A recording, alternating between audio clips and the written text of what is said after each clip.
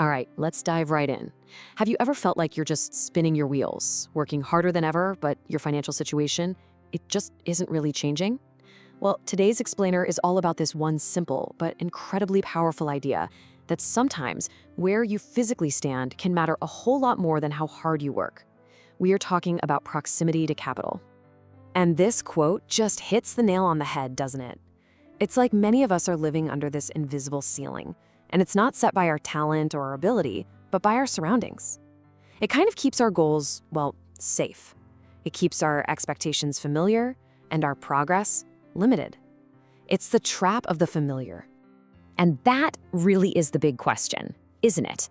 If your environment is the ceiling, how in the world do you find the door to a different room? Well, that is exactly what we are going to break down today.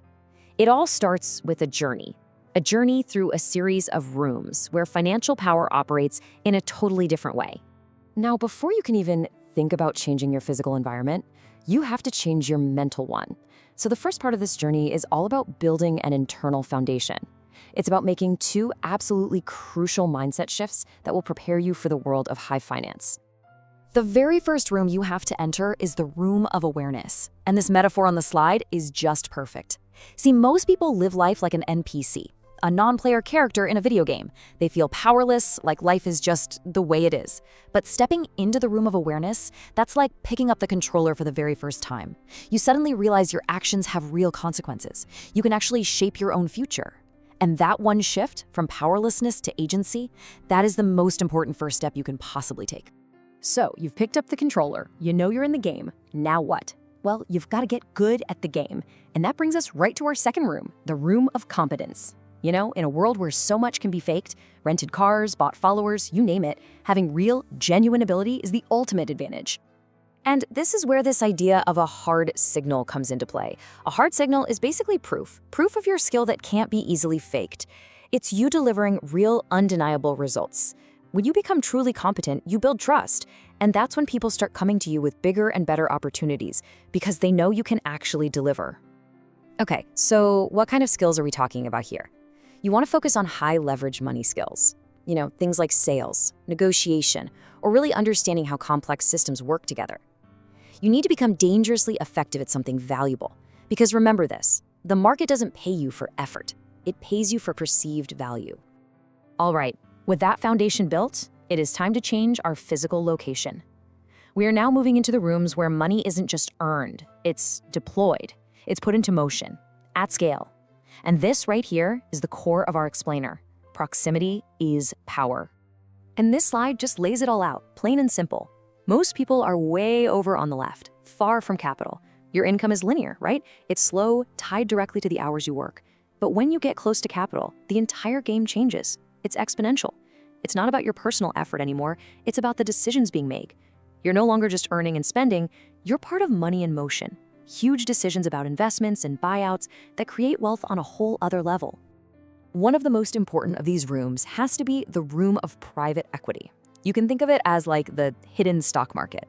While everybody's watching the public markets go up and down based on headlines and feelings, private equity is where the real structural moves are happening behind the scenes. And the playbook?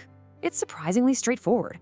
First, a firm buys a whole company, often using a ton of borrowed money. That's what they call leverage. It lets them make a much bigger purchase.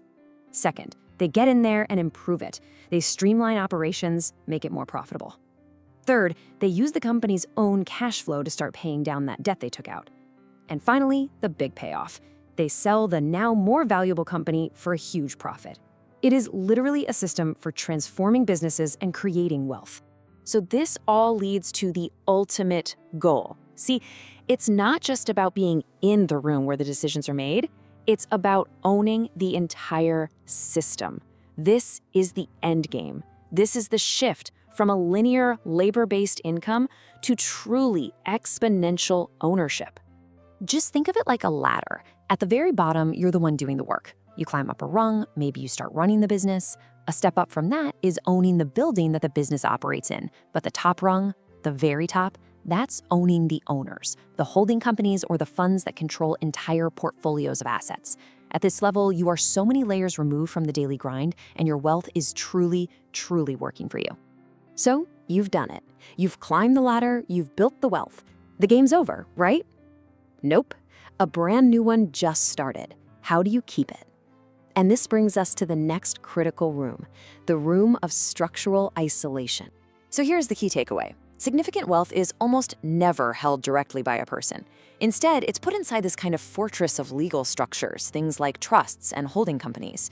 And what this does, and this is absolutely brilliant, is it separates ownership from control and control from benefit. So an heir, for example, can get money from the family fortune, but they can't actually touch the original asset. This protects the wealth from lawsuits, from bad decisions, from divorces, making sure it lasts for generations.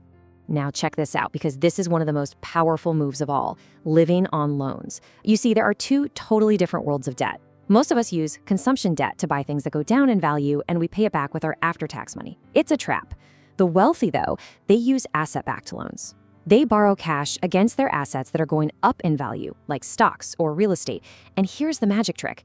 A loan is an income, so it's not taxable. It's a way to get cash to live on without selling your assets and paying a huge tax bill. Okay, I get it. This can all sound incredibly intimidating. Walking into one of these rooms for the first time, you might feel like a total outsider.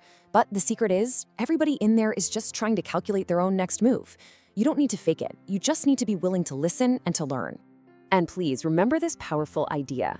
Success isn't always about adding more. So often, it's actually about subtraction. It's about eliminating the distractions, cutting away the noise, and getting out of the rooms that drain your energy, so you can focus on where things can actually take root and grow. It's all about being strategic. But look, at the end of the day, just knowing all this stuff is only the first step. By watching this, you've entered the room of awareness. But awareness without action, well, that's just a daydream. The real goal is to turn this knowledge into movement. So I'll leave you with this question. Look at the journey we just mapped out, from awareness and competence, all the way to capital allocation and ownership. Which one of those rooms are you determined to enter this year? Your answer to that question is a real commitment, a commitment to your own future. So think about it. Subscribe to Financial Wisdom Prime, your edge in money, power, and smart investing, where we break down the strategies the wealthy use to stay ahead.